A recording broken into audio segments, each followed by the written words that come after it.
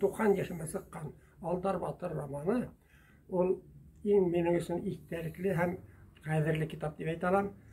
Birincisinden men eserlerde bik uzakka hudmay bir otursam yine yazarga tarışkan kişimin. Bana bu kitapta men 20 yıl boyuna yazdım.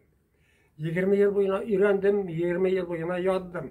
En ağır yazılgan, en kıyın yazılgan kitap oldu. Şul vaxtda men şul teklim qaynagat kaldım. Zor kıyınlıklar aşağı yazılsa da barıp sıktı diye oylayım. Evet, baha aldı okuslar tarafından.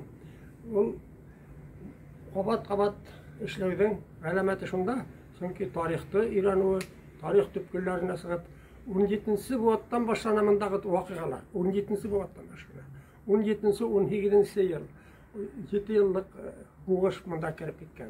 O vakittagi hukuştun İran'ı bir kıyın. Onun tarafında tarihi materyallar көп түгел. Şolay boğala men türlü orunlardan onu etkilep tağıp materyallar көп galimdar menen hüylaship, onlardan fikirlerini işitip, mana bu kitap yaylap yayıldı.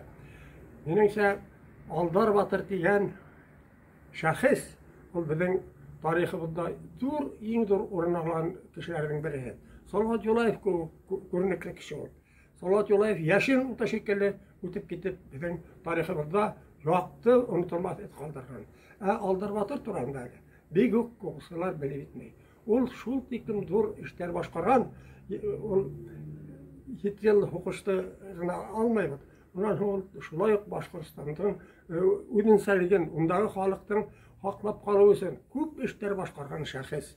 Buna şular turanda bu eserde men yazarga tırıştım. Elbette tarihte turandan tarihte gana yazıp sığıu, olayla hudurstvalı eser yazı tögül. Hudurstvalı eser yazı için avtordan көп oylanıu, көп onu obrazın toplar için yanından yana materyallar da talep edilir, oylanıu talep edilir. Hem tek şu vakitte onun obrazı benim oyumsa, okuslar, yazıcılar da bu romanda hukuklanırlar. Hem men onun bilen bir kanagatlandım. Bir reklamına haber gelip 90 yaşıma bu kitaptan kelip çıgıu üçün men näşriyatga bek zor rahmatliman.